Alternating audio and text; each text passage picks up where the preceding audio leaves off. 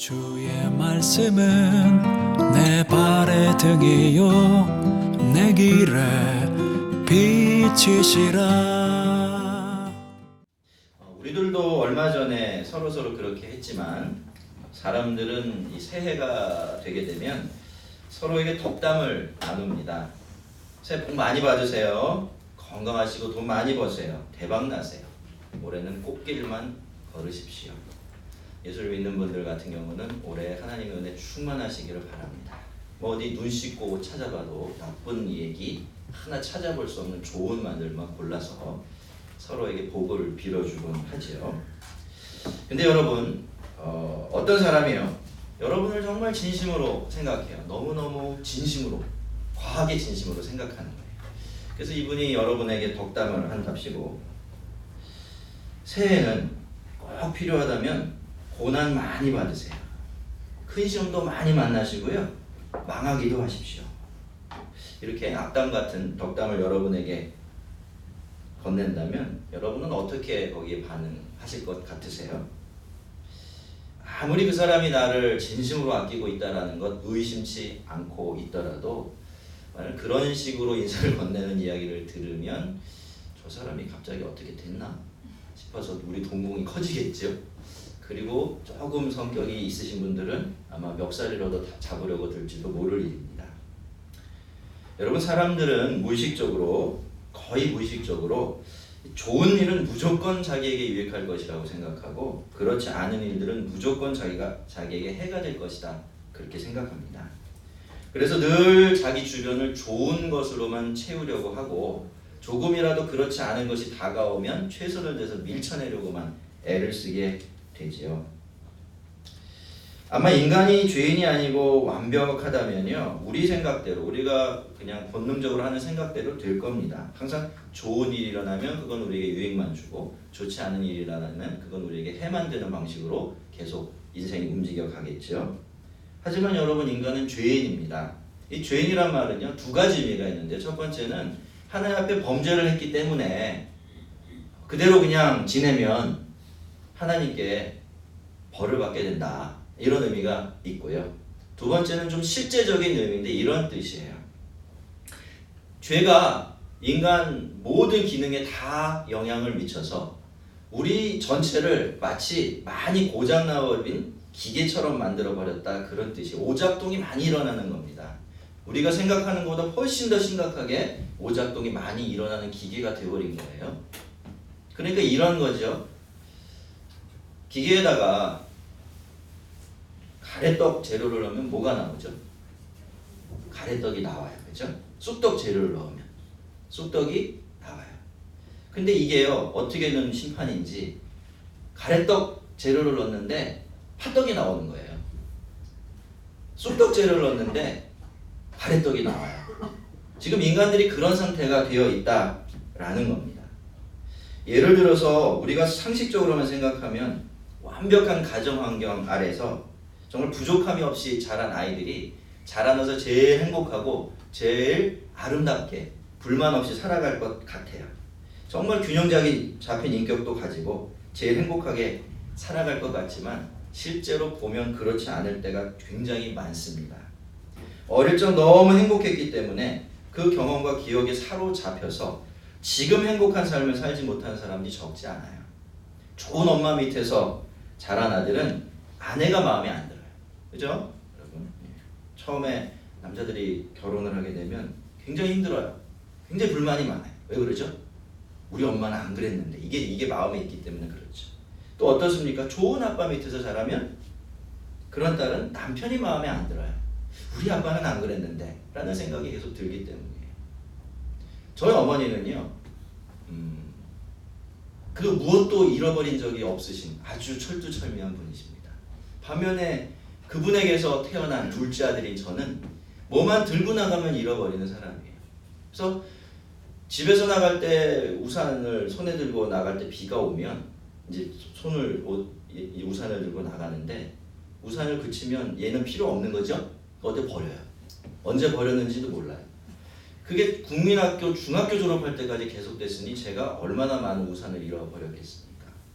근데 여러분, 우리 어머니는 그런 점에서 결함이 없는 분이고 저는 결함이 있는 아들인 거죠.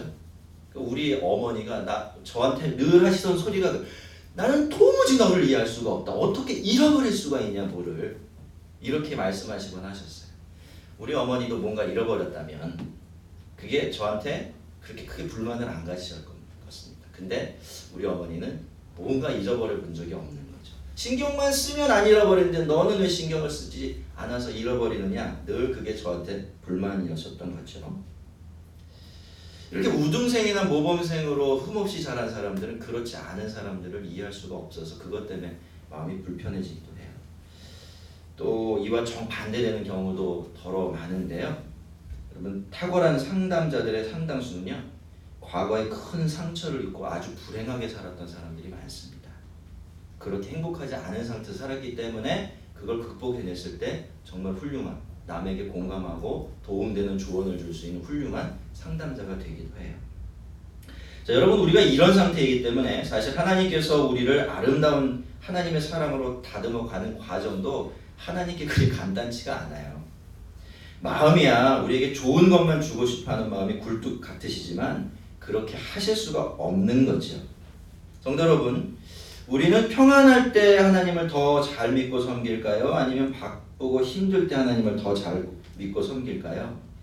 상식적으로만 생각을 해보면 평안하고 여유가 있어야 하나님께 충분히 더 집중할 수 있을 것처럼 생각이 되어지지만 실제로는 그렇지가 않습니다. 대부분의 성도들은 상황이 어려워져야 하나님을 더 잘 믿고 하나님께 가까이 갑니다.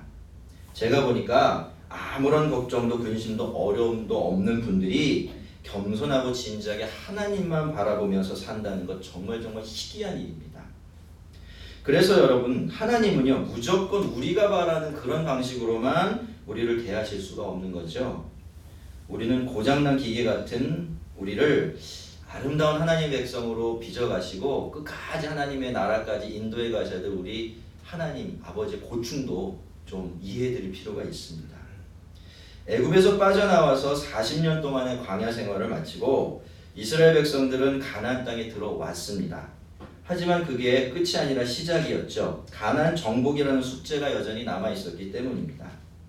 그 땅은 분명히 약속의 땅이었고 하나님께서 선물로 주시는 땅이었지만 그렇다고 해서 거저 얻게 되는 땅이 아니라 믿음으로 싸울 때만 자기 것으로 삼을 수 있는 그런 조건이 붙여져 있었던 거죠. 그런데 오늘 우리가 이 본문에서 좀 재미있는 사실 하나를 발견해요. 하나님께서는 예전에요 이스라엘 백성들에게 너희들이 가나안 족속들과 싸우라 이렇게 말씀하시면서 너희가 내 말에 순종해서 싸우기만 하면 이 땅을 전부 받는 대로 너희에게 주겠다 이렇게 말씀을 하셨어요. 그래서 이스라엘 백성들은 여호수아가 살아있는 그 동안에 하나님을 정말 잘 섬겼습니다. 열심히 하나님께 순종했고 믿음으로 가나안 사람들과 매일매일 전쟁을 벌였어요. 자, 이렇게 되어지면 하나님이 이스라엘 백성들에게 어떻게 해주셔야 될까요? 당연히 가나안 땅을 전부 다 이스라엘 백성들에게 넘겨 주셔야만 했습니다. 그런데 하나님께서는 그렇게 하지 않으셨던 거예요. 부모 세대는 자녀 세대를 위해서 많은 것을 넘겨주고 싶어하고 할 수 있으면 장애물을 전부 다 없애주고 싶어합니다. 여호수아의 세대도 그랬겠지요. 그들도 가나안을 완전히 정복한 다음에 사랑하는 자녀들에게 온전히 물려주고 싶어 했을 겁니다. 그런 마음으로 하나님께 순종을 하면서 전쟁을 했겠죠. 하지만 하나님께서는 그것을 허락하지 않으셨습니다. 하나님께서는 여호수아 세대에 맡길 부분과 그 다음 세대에 맡길 부분을 이미 정해 놓으셨던 거죠.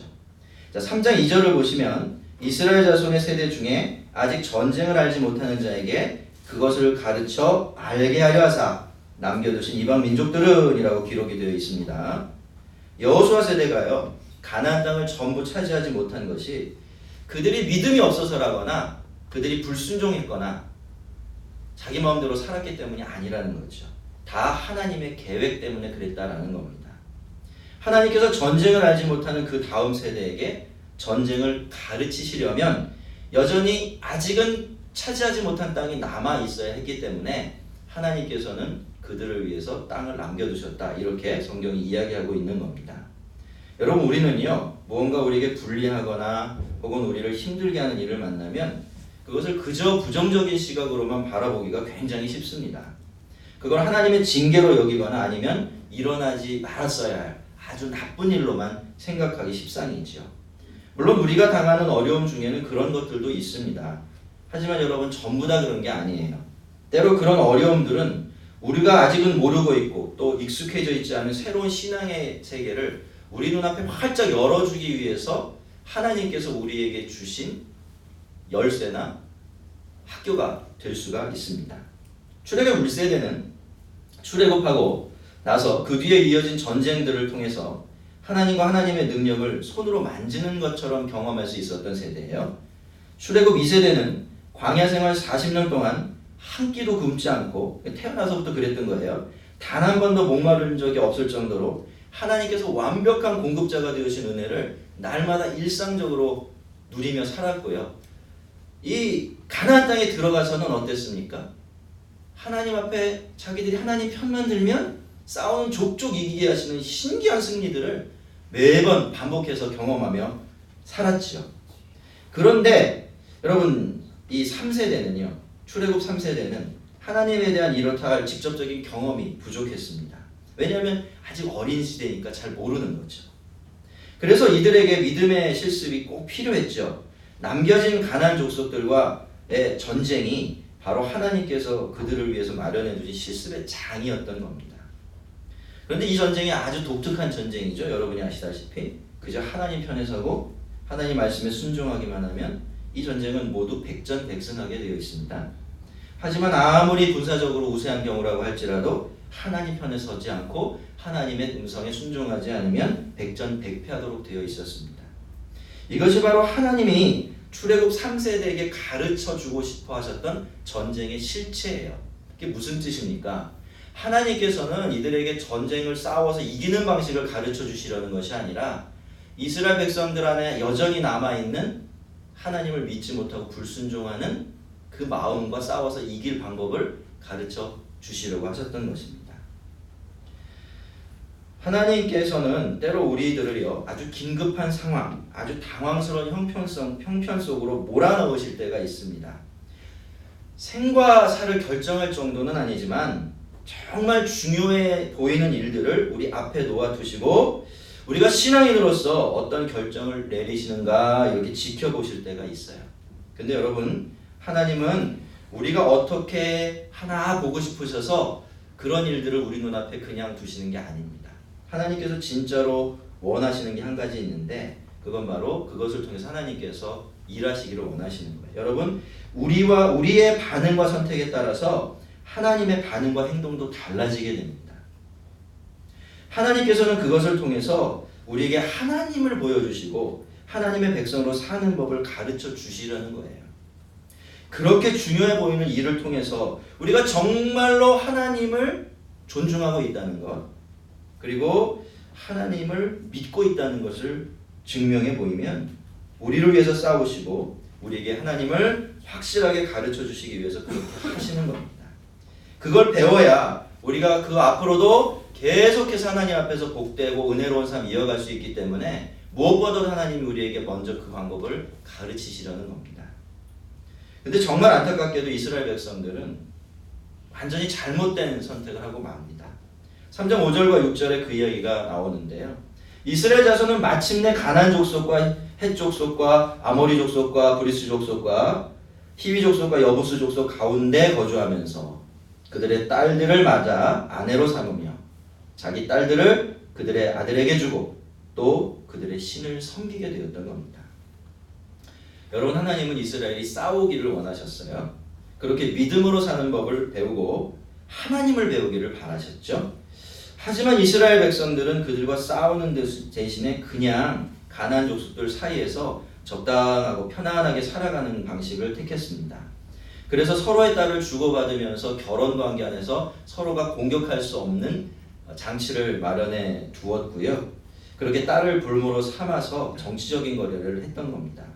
결국 이스라엘은 점점 더 하나님께로부터는 멀어져 가고 가나안 족속들이 섬기는 신을 함께 섬기는 지경까지 이르게 되는데, 여러분 그렇다고 해서 이스라엘 백성들이 바라던 대로 그들과 가나안 족속들 사이에 전쟁이 없어졌나요?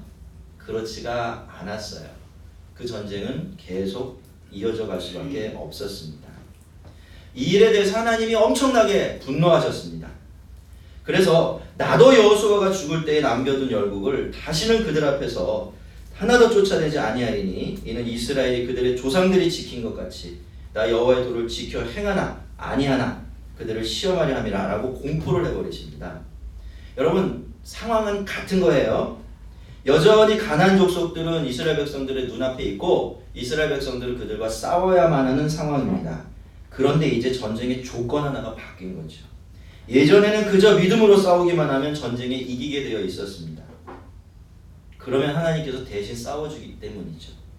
하지만 이제 하나님은 더 이상 싸워주지 않으시겠다라고 말씀하십니다. 처음부터 끝까지 이제 이스라엘 백성들의 힘으로만 싸워야 하는 형편이 된 겁니다. 하나님을 배워야 하는 학교가 이제는 그저 생과 사를 걸고 싸워야 하는 그들만의 전쟁터가 되어버린 겁니다. 여러분, 우리가 예수를 믿고 하나님을 믿으면서 어떤 선택인가를 해요. 우리가 하는 선택이 인간적인 선택이냐 하나님이 원하시는 선택이냐 하는 것은 굉장히 중요한 차이점을 만들어냅니다. 여러분도 경험을 하셨겠지만 제가 누누이 반복해서 경험하게 되어 결국은 제가 제 스스로 나는 참 답답하게 살아야 되겠구나라는 결론을 내리게 한 이유가 하나 있습니다. 그게 뭐냐면요. 당장 눈앞에 보기에는요. A보다 B가 좋아요. 누가 봐도 B를 선택하게 되어 있습니다. 그래서 하나님 생각하지 않냐고 B를 선택하면요. 결과가 어떻게 될까요? 거의 매번 좋지가 않더라고요. 얼마나 신경 쓸 게 많은지. 그리고 더 좋은 걸 선택했다고 그게 계속해서 나한테 좋은 거냐? 그렇지가 않더라고요. 나중에는 이게 골머리가 아파요. 정말 너무너무 고통스러운 일들을 많이 발생시키더라고요. 여러분, 인생의 시련, 신앙의 시험은 언제든지 우리를 찾아올 수가 있습니다. 그리고 그 앞에선 우리들은 늘 어떤 결정인가를 내려야 돼요. 솔직히 그런 상황이 늘 우리 앞에 다가온다는 것. 그리고 우리가 그런 상황에서 어떤 뭔가를 결정을 해야 된다는 것, 우리에게 그리 즐거운 일은 아닌 것 같습니다. 여러분, 그러나 원래 가나안 족속들과의 전쟁이 이스라엘 백성들에게 그런 역할을 하게 되어 있듯이 우리에게도 이런 시험과 시련들은 우리가 하나님 편에 서는 방법을 배우고 연습하며 그것을 통해서 진짜로 하나님을 배우게 해주시는 학교가 되기 위해 우리 앞에 있는 겁니다. 우리는 늘 이것을 좀 명심하고 살아야 돼요. 그렇지 않으면요, 시련은 낙심의 이유가 되고요. 시험은 죄를 짓는 일로 이어질 수가 있습니다. 물론 훈련이 끝나냐? 그 훈련 절대로 끝나지 않아요. 여러분, 우리 이 훈련은요, 정도의 차이만 있을 뿐이지 우리가 하나님 앞에 가는 그 시간까지 계속 이어질 수밖에 없습니다. 이유는 아까 말씀드린 이유 때문이에요. 죄인인 우리가 영광스러운 하나님의 백성이 되려면 이 고난과 시련이라는 것을 벗어날 수가 없기 때문이죠. 성도 여러분, 제가 지난 이야기를 들춰내서 좀 죄송스럽기도 합니다만 한 번은 꼭 여러분하고 정리를 하고 넘어가야 할 것 같아서 조심스럽게 말씀을 드리니까 여러분 양해하고 좀 들어주시면 좋겠습니다. 나쁜 이야기는 아니니까 너무 긴장하실 필요는 여전히 긴장하는 건 안 되시군요. 네, 하지 마시고요. 여러분, 한번 가만히 여러분 생각해 보시겠습니까? 지난 한 해 여러분의 교회 생활 어떠셨나요? 그저 좋으셨습니까? 아니면 힘들고 고통스럽고 고민스러운 일도 많으셨나요? 사실 우리는요, 지난 한 해 동안 적지 않은 고민거리를 안고서 계속 교회 생활을 해야만 했습니다.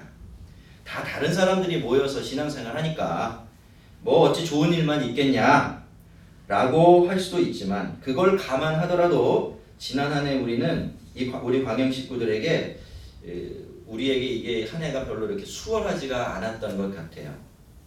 여러분도 느끼셨을지 모르지만 우리 교회가 사실 지난해 중반을 향해 가면서 굉장히 많이 달라졌었습니다. 제가 생각하는 굉장히 급작스러운 변화였는데요.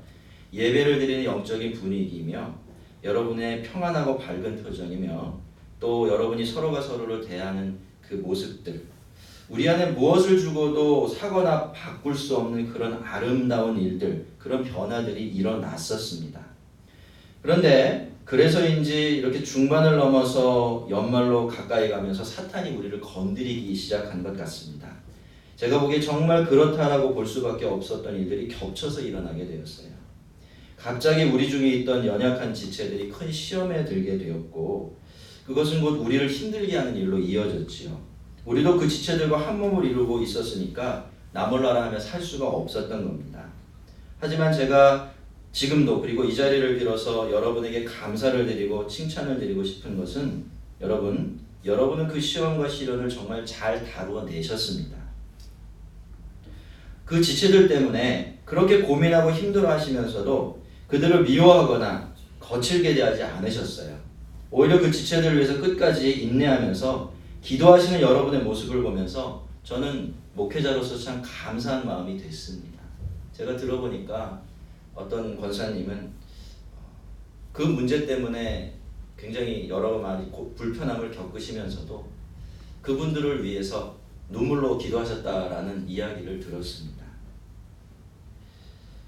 여러분, 결과적으로 보면 안타깝게도 그 지체들이 우리 곁을 떠나게 되기는 했지만요. 그렇다고 그것 때문에 우리가 낙심하거나 침체할 필요가 없습니다. 왜냐하면 그것은 우리가 만들어낸 일도 아니고요. 우리가 막을 수 있는 일도 아니었습니다. 사실 그 일들은요.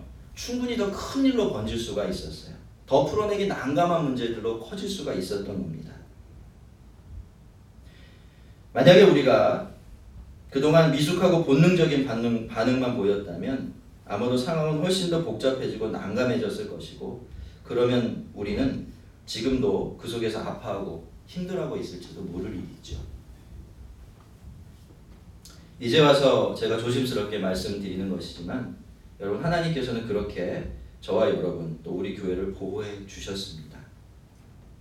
저는 이번 일이 우리 모두에게 크고 값진 교훈이 되었다고 믿습니다. 우리는 이 일을 위해서 인내하면서 하나님의 방식을 따라 반응하는 방법을 연습할 수가 있었고 또 그랬을 때 하나님의 선하심이 어떤 방식으로 우리를 지키고 보호하시는지를 직접 경험할 수가 있었죠. 여러분 앞으로도 그렇게 하면 되고요. 꼭 그렇게 해야 합니다. 우리는 그걸 배운 거죠. 물론 아픔이 없지는 않았습니다. 저는 지금도 가슴이 아픕니다. 혹시 이 일들이요. 그렇지만 여러분의 마음을 침체되게 했고 무엇이라도 지금까지 여러분의 마음을 무겁게 하는 것이 있다면 빨리 빠져나오시고 여러분의 마음을 지켜내시기를 바랍니다. 저는요. 그분들도 하나님께서 가장 선하게 인도하시리라 믿으면서 그런 기대를 가지고 여전히 아픈 마음으로 기도하고 있습니다. 여러분도 함께 같이 기도해 주시기를 바랍니다. 그러면 그 기도가 우리를 치유하고 그분들을 치유하는 하나님의 손길이 될 겁니다. 여러분 제가요 우리 교회를 위해서 기도할 때 어떻게 기도할까요? 늘 평안한 교회, 아무런 갈등이나 다툼도 없는 교회, 아무런 문제도 일어나지 않는 교회, 그런 교회 되기를 바라고 있지만요. 사실 어떻습니까? 이 세상에 그런 교회 있을 수가 없습니다.